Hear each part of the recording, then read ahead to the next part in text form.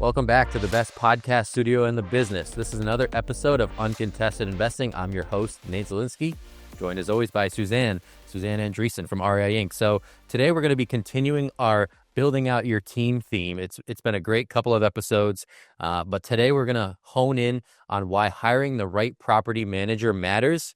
This is a huge topic, Suzanne. We have so much to discuss. Where do you want to start? Because I think the investors are going to get a lot out of this episode. This is going to be a terrific episode. I think this is, your make or break asset portfolio strategy. And I think it's important that you get the right folks on staff to support what your goals are, because it could truly upside down you pretty quickly. Yep. And they're the boots on the ground asset for you, right? Essentially, the property manager is an extension of you as an investor, right? They're going to be handling a lot of the things an investor normally would. So an investor has the extra time, energy to do other things that enhance their portfolio, but getting the property manager right is a huge first step. Absolutely. And poor management can lead to tenant issues, legal issues. And I think it's important as you start the process. I would encourage a face-to-face meeting with each of these potential residents, because it's I think your sixth sense is going to tell you whether they're going to be a problem or not. And a problem tenant, once they're there, they're very hard to not be there.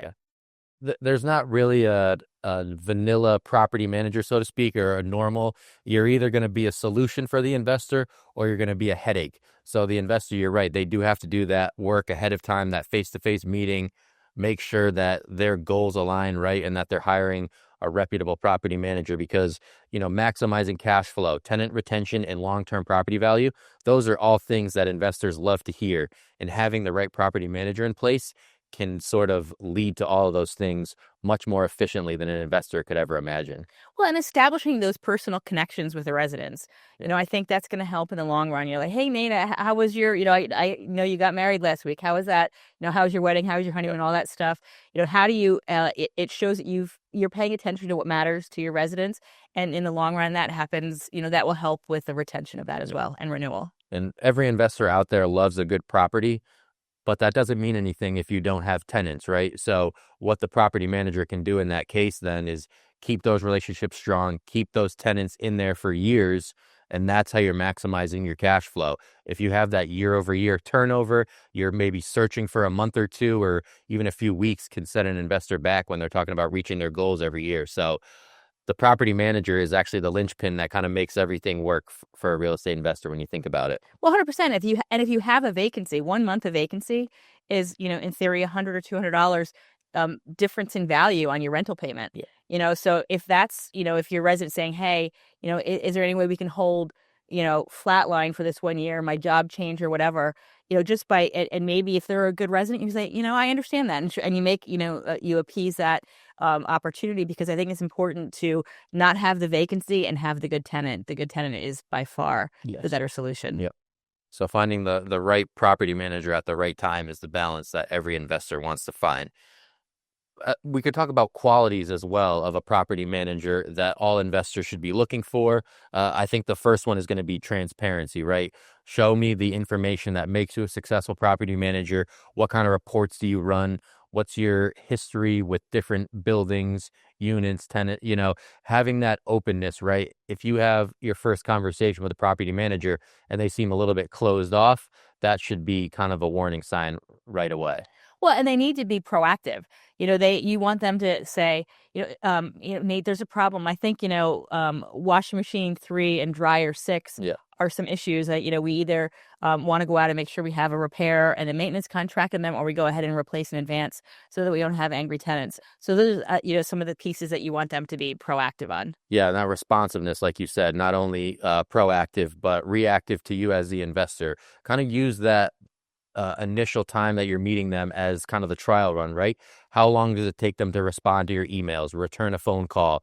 If you leave them a voicemail, what's that return time look when the next time you speak to them, right? Because that could be a gauge for how are they going to be with your tenants? How are they going to be with you when a problem comes up and you need to reach them to fix it? So that's another interesting thing to think about. And are they giving you, upside on opportunities and solutions? Are they making good recommendations that maybe you haven't thought of, and helping to manage the portfolio? So, how engaged are they? And that's going to be really what helps in how you grow the portfolio. Yeah, and we just talked about it. A property manager can certainly make a real estate investor money, but with some of the things that you're saying, they can make them even more money, right? It's going that extra mile. It's finding that property manager that wants to be a partner and not just cash a check and oversee your rental units. Sure, and come up with ideas.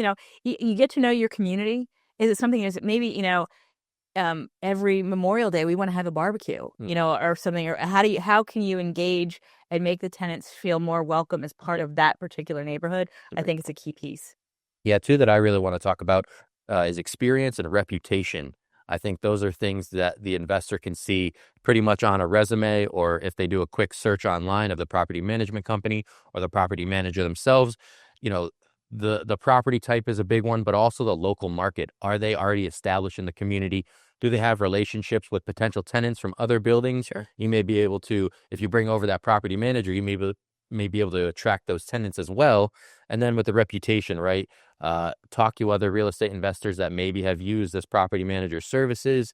Look online. What kind of stars are they getting? I know everybody's reviews aren't perfect. So I think one of the best things you can do is if you look at reviews and you find maybe that 1 or 2 star, what was the issue? What did they say? Because I think you can tell pretty Sure. clearly, is that just a grumpy tenant, or is that an issue that the property manager really should have had a handle on? Or that the landlord refused to address. Yes. It may not necessarily be the property manager, but I think it's, having a local experience, and you say, knowing, can they bring, some of their residents with them, Yeah. but they also may know of, these are the 7 other apartments or Yep. properties in the neighborhood. What are they should know the pros and cons of that. So when a potential tenant comes in and they talk about, well, what can you talk about, this engagement, or how quick are you, to Yep. manage your repairs? And you can say, well, here's the things that we've done. We also know that, you guys have had several potholes over at Community ABC. Mm. And we,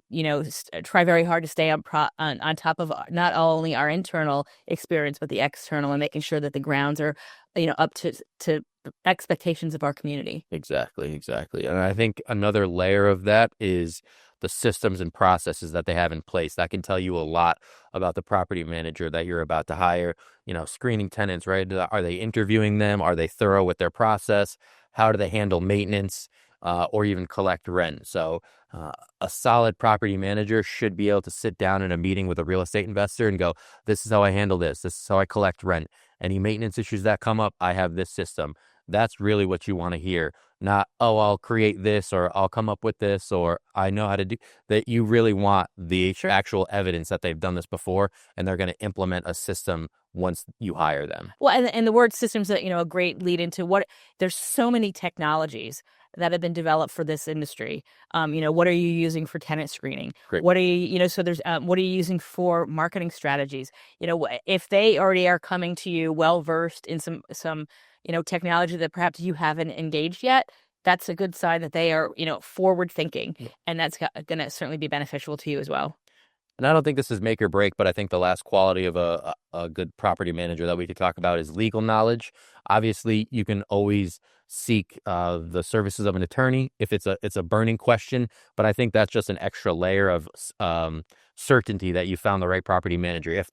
If you meet them and they start rattling off all these laws and all these things or problems that they've handled, I think that's just it puts an investor at ease, right? If they also have that legal knowledge on top of all the skills and systems that you want to see out of a property manager. Well, and fluency in that is important. This, I'm not sure that all of the investors realize that, a lot of these laws and regulations come as all the way down to potentially local ordinance. Yeah. And so you need to make sure that you're following what the local ordinance are, you know and understand them, but even engaging in what are some of the issues that you can and cannot ask. Yeah. When you have, a pet, and it's a support pet, you can't ask why. Make sure you don't. Or if you're allowing pets, are you doing the proper screening to protect them? Are they an at-risk breed? Yeah. So what are the things? So those are some legal pieces that you want to get out in front of prior to making any commitment to a potential tenant. Yeah. And then the worst case scenario, obviously, you're talking about squatters or somebody that's going to be there. and not pay rent, I think That doesn't happen. you'd be surprised. There's some savvy tenants out there. But again, having that property manager there on the scene, handling the tenant every day, or knowing a little bit extra and maybe a way to get them out quicker than the tenant thinks, right? They think they're in the clear, they're covered by law. But if the property manager knows a little bit more and can find a way to circumvent that, that's a huge win for a real estate investor. Well, making that, and that helps them to, if there's going to be a legal process and an eviction procedure, they can start time stamping the necessary Exactly. elements that you're going to need to facilitate the removal of that tenant. I think that's also a huge piece. So as we move down the funnel of finding the right property manager for you as an investor, I think it's important to go over a few interview questions that you should be asking them. I think the first one is pretty easy, and it's directly pointed towards a property manager's experience. How many units or properties do you currently manage, right? What is your workload? Are you already overseeing 60 units and you're asking them to take on another 25 unit apartment building? Try to find that sweet spot. Maybe you could potentially be overworking that property manager, and that's a tipping point where they stop being successful because you just added a lot to their plate. I think finding one that maybe is in the 5 to 15 or 10 to 20 unit range is a perfect sweet spot, right? Because they probably dealt with a number of different tenants' personalities, a number of different issues at different properties. So experience, I think, is probably the first question you're going to want to ask. Well, or if you're going to go from 20 units to 45 units or 60 units, what solutions do they recommend incorporating? Do you hire then on-site maintenance? Mm. Do you hire then, there's things that you can bring in to facilitate a larger scale strategy, but, have that conversation on what are you comfortable with? What do you think we will need as a team to be successful, and make sure it's a team approach? Yeah, well, that's a really good point because um, obviously somebody that manages 60 units is very successful. So it could be normal for an investor to have that hesitation. Like, is this going to be the property that overworks them? What systems do they have in place? And then for you as an investor, right, if you want that successful property manager, you're going to have to put in some sweat equity as well, right? How can I help you succeed? What do you need from me? All things you mentioned. That is a really good point. Some of the work does come from the investor to support a property manager. Vacancy rate and average tenant retention time. This is a huge question as well. This is going to be the long-term success, right? Is this property manager going to be able to take over for the next 12, 24, 36 months, right? And kind of grow and help your property flourish. And it's really an insight on their tenant relations, right? Are they somebody that likes keeping tenants, is easy to work with, doesn't rub people that live there the wrong way, those type of things. Well, and the tenant relationship is going to be huge with the property manager. When they see the birth of a new child, and they're out walking, and there's so many things that just knowing their first name, knowing important dates. I hear your son graduated college, whatever that is. That engagement, that personal touch is huge. Even though it seems so small, it feels like they're a priority, and that's really what you want them to feel. Yeah. The next question would be, how do they handle maintenance requests and emergencies? And I think we talked about the systems and processes. That's good to see. But also, how well do they respond to those emergencies, right? Do they react well in crisis? It's not always going to be hunky-dory and just collect rent every month, right? There's going to be stuff that goes wrong on a weekly, sometimes daily basis with these tenants. So is the property manager well equipped from a personality perspective to handle these emergencies? And more importantly, do they have a plan in place that they can rely on when something goes wrong? Well, and there's all kinds of tracking that goes into that process. How are you elevating something that an emergent request that happens at 3:15 in the morning, and do you have the appropriate support to manage that? If you've got a toilet or something that's flooding, what have you done, or who do you have to fix that? One, to protect the tenant, but also to protect the asset. Exactly. So what have you developed that will help make sure that when it's all finalized, that it was minimal damage and minimal disruption? Yep. And another way to protect that asset, perfect segue, is what's the tenant screening process?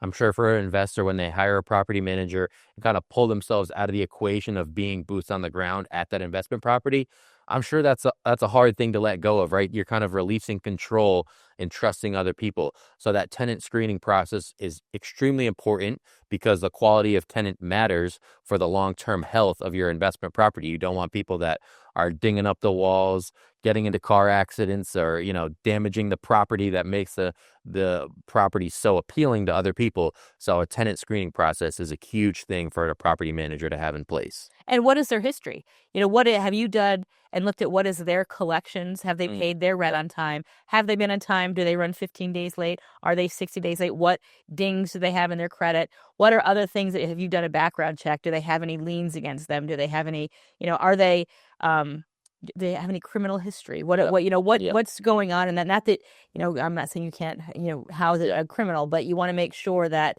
you're aware of what's going on, and it's not going to create a negative environment for your occupancies. Yeah, you just want to be a little bit more thorough in those instances.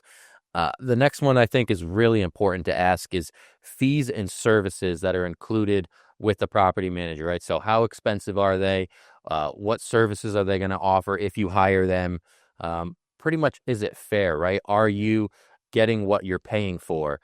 So I think it's a hard question to ask, but an extremely important one, because you need to get down to that nitty gritty when you're talking about contracts and hiring a property manager. You want to make sure that the investment that you're spending on that property manager is going to be the return that you want to see.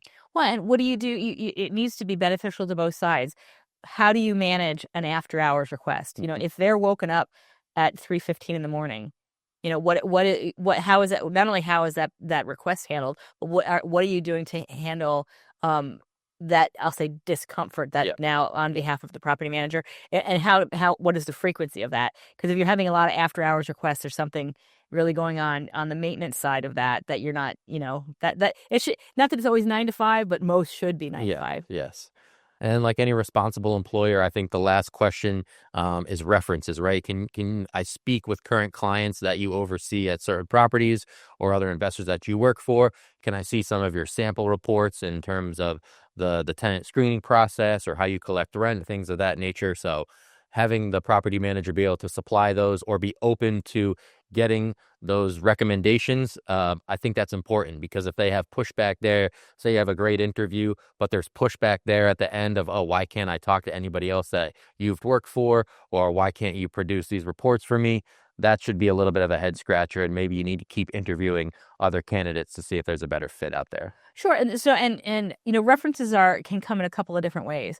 It can come from a vendor, from someone you've hired, on how that relationship work, and also from the resident itself. And and even as as part of what they should be doing as a property management when you do hire them, are they taking these references and recommendations and accolades from your tenants? Say, Nate V was terrific when he helped me on moving in day, and when it was all said and done, he brought me a pizza.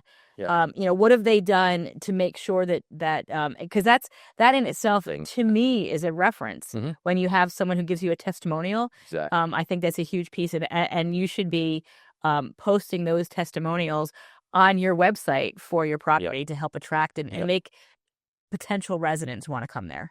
Suzanne, you promise and we deliver. This has been a great episode about how to hire the right property manager for your investment properties. We're going to take a quick break, and we'll be back to wrap this episode up. See you soon. REI Inc. is the premier monthly publication for real estate investors. Dive into a wealth of expert insight and strategies from industry leaders and gain valuable regional market insights, ensuring you always have the best information at your fingertips. Visit rei-ink.com to elevate your real estate investment game today. Welcome back to this week's episode of Uncontested Investing. Suzanne and I are continuing the theme of building your team, and we're talking about why hiring the right property manager matters for real estate investors. The next topic, we've talked about, how to interview them, some of the things that all strong property managers should have in terms of their resume and history. But now we're going to talk about some red flags during the vetting process.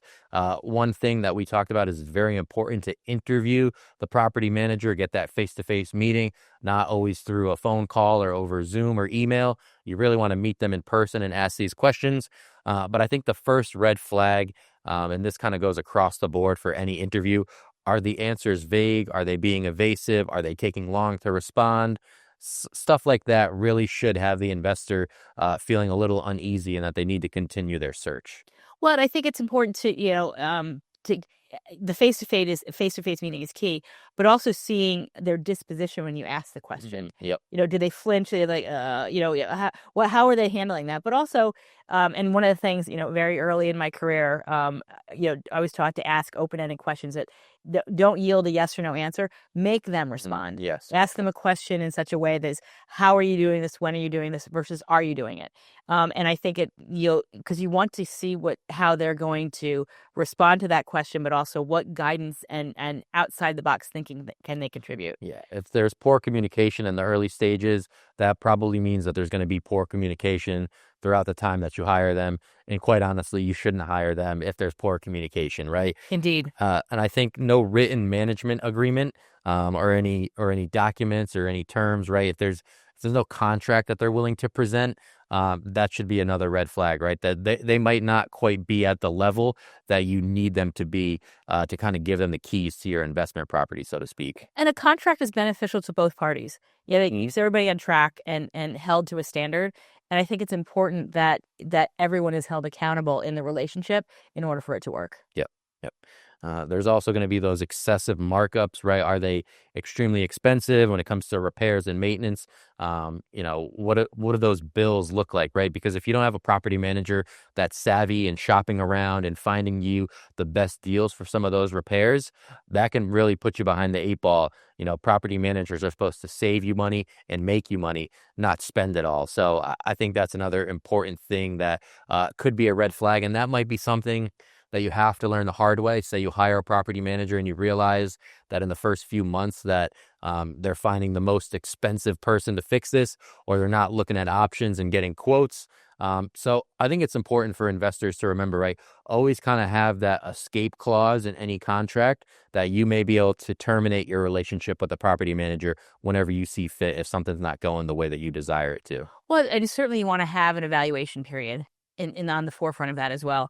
But part of the things that I'd be looking at is when you're looking at what is the frequency of the repairs also? Are they not engaged in the community saying, Nate, I can appreciate you wanting to have a party, but our policy is that after 10 p.m. it's quiet hours. hmm And I don't want to have to keep coming out and picking up, the empties out here. So that's, making sure that your repair requests and that you've had a good communication also with the tenants, that they understand that they too are accountable to protecting the asset.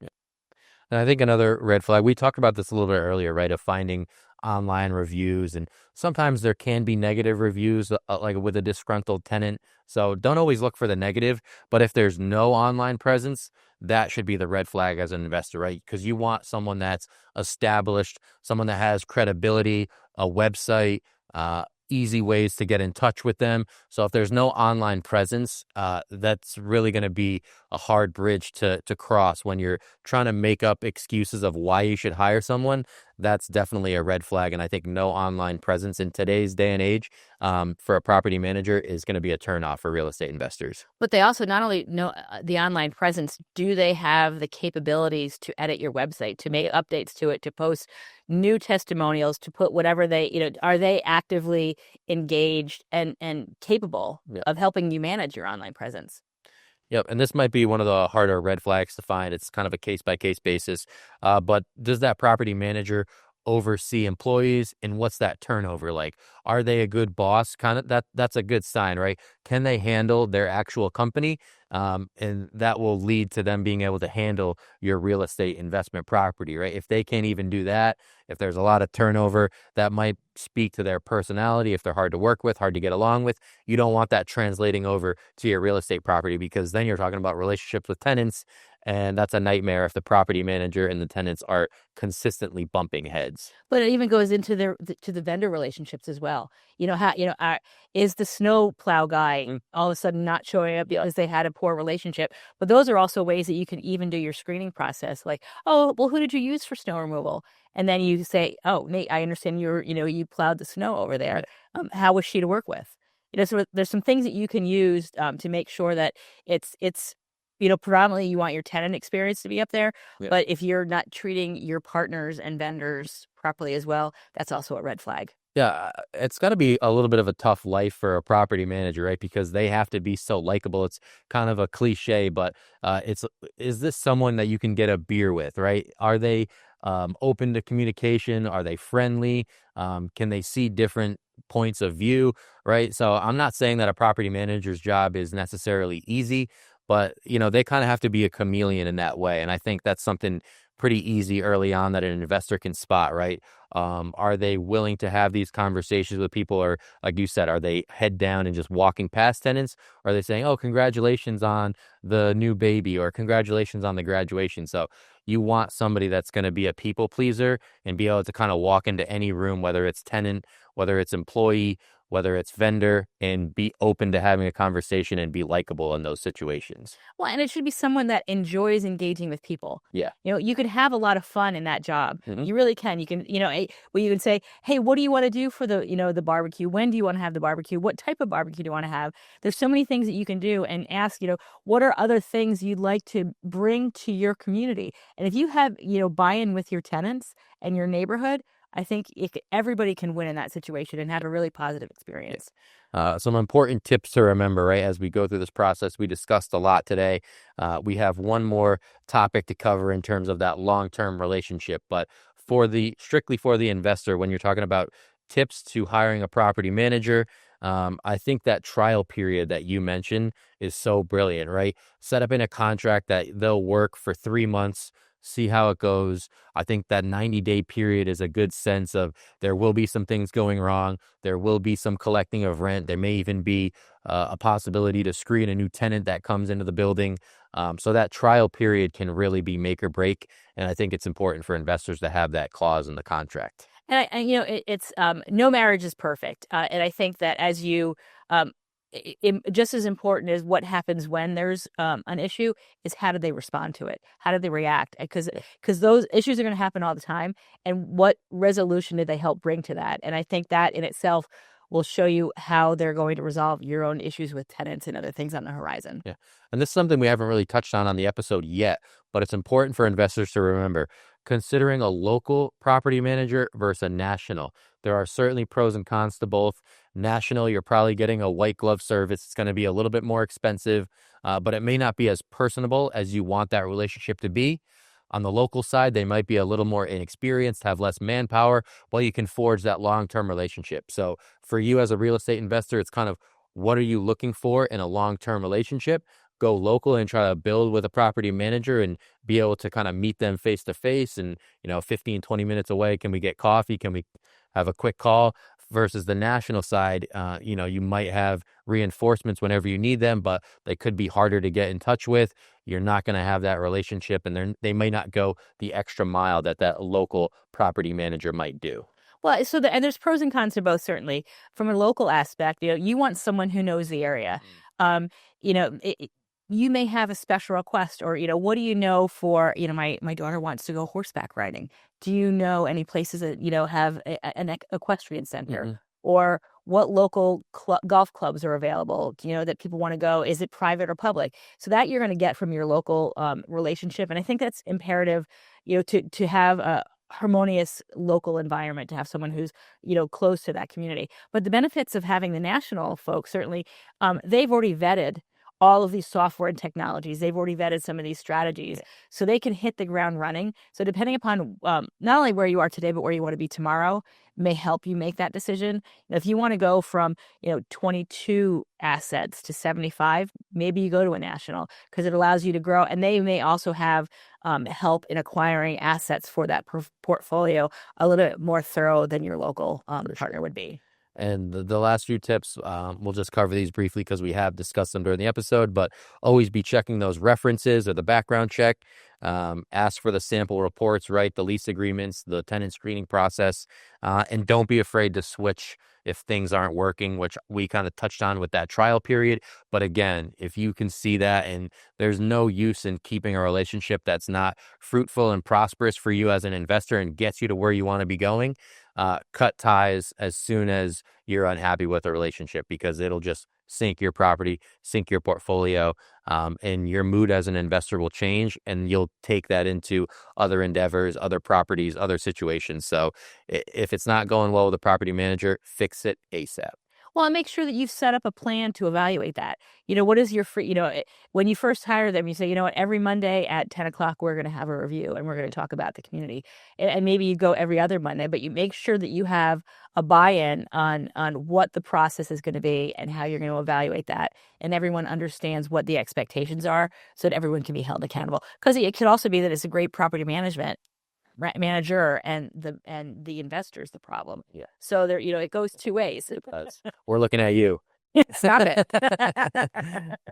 I think a perfect bow on this conversation, every investor wants to hear this, right? The long-term relationship with their property manager and how they want to structure that for success. I think best case scenario is going to be having a relationship with the same property manager for at least a decade, maybe even more, right?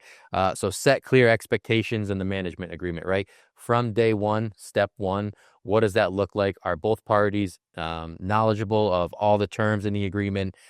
You never want to catch them off guard or vice versa with something that was in a contract, something that you expect, and it becomes an issue that you have to resolve for you as the investor. Say, okay, but it's right here, it's clearly said in our contract. If that's news to the property manager, obviously they're going to have to acquiesce because it's in the contract, but that could also be the start of the end or the beginning of the end right there. If you have that first initial disagreement over something in the contract, it just kind of sets the stage for more bad news. But you should also probably make sure that you have in your contract opportunities for overachievement. Mm-hmm. If we say, if we get, a 9 or better on all of our surveys, you'll get this bonus. So make sure that you've got opportunities for your property management, your manager to exceed as well. I think, it provides for a very positive relationship. Yep. And for a real estate investor, it's important to remember that this isn't really a set it and forget it type of relationship. You don't want to just hand the property over to the property manager and be like, okay, my job is done here, right? When are you going to get updates? When are you going to get reports? What do the finances look like? Set up times that you can expect those documents or those reports and keep that going, right? That steady flow of information and having that knowledge about the overall health from a financial perspective of your real estate properties is big. So you want to set that up in the beginning and expect that from your property manager for years to come. Well, and what is the procedure, and how are you managing the requests and escalation procedures? We talked about after-hour calls. How many are there? How are you managing it, and how are they being resolved?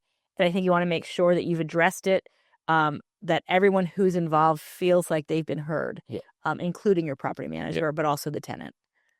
And another layer is going to be that communication, not only between property manager and tenant, but investor and property manager, right? So what's the best way to get a hold of you? You have a work cell phone or in a personal cell phone? Can I call both? How long does it take you to respond to email? Should I not even email you, right? Is that something that gets buried in hundreds of emails and you're never going to respond to me? Should I just text you? Are you going to respond to a text? So establishing that communication workflow and the best way to reach them, I think, is another important thing to keep in mind. Well, and that'll follow the escalation process. Is this emergent? Can it be done today? Does it have to be done now? Tomorrow? What's the time frame? And then what? And then how do they respond to it? It's hot right now. How quickly can we get our HVAC contractors in? Do we have a good relationship with them, and are they able to meet our demand time frame that then meets the demand of the tenant? And you touched on this briefly earlier in the episode, but technology, right? You find it a lot with the national firms, with the software decks and all those things. But does this property manager have that goal in mind? Do they already work with it? Are they familiar with it? Because you're right, it's not where you are today as an investor, it's where you want to go. So is this property manager not only going to be able to hit the ground running with the systems that they have in place, but are they looking to expand? Are they looking to learn new things? Are they looking into technology? Because every property manager should be at this point in 2025. What's going to be next for them, right? What's going to make them a better property manager? Because as an investor, you want to see that they want to improve, right? Not only are they successful, but they want to improve. And I think technology is one of the surefire ways that not only property managers, but a lot of industry professionals can do that in 2025. So that's an important thing when you're talking long-term success. But even the evolution of the smart home. it comes down to what are the expectations of your community, and making sure that you're meeting and exceeding those from a technology perspective. How do they want to pay their rent? Are they sending a check? Are they Zelling? Are you having an online deposit? So what have you set up from a technology perspective to manage collections, to manage vendors, to manage the whole process, even the survey process? And then when you've had a maintenance call, are you reaching back out in a timely fashion, saying, Nate, did we address that issue? How fast, was there something else we could have done better? And thank you for being understanding. So those are things that you want to make sure that you're using all of the technology, but also in your spare time, if you ever have any, as a property manager, are sourcing new technologies and new solutions that make both you a better property manager, but also a better portfolio for the investor. Yep. I think that's about as thorough as it can get, Suzanne. I think we covered it all. Every investor out there should be hiring the perfect property manager for their properties after seeing this episode. But in all seriousness, this was a great conversation. A pleasure to cover all this stuff. Happy to help you as an investor reach that next level and hire the right property manager. I think after everything we've talked about, you can see how important that investor property manager relationship is. It is. It's really the key to making the success for the entire portfolio and the experience of those involved. So same time, same place. We'll see you next week for Uncontested Investing. For Suzanne Andreessen, I'm Nate Zielinski. Have a great week, and we will see you soon. See you soon. Thank you for listening to Uncontested Investing. Questions about today's episode or the podcast? Email podcast@rcncapital.com and make sure to follow REI Inc. magazine on LinkedIn and Facebook, and RCN Capital on Instagram, LinkedIn, and Facebook. See you all next time.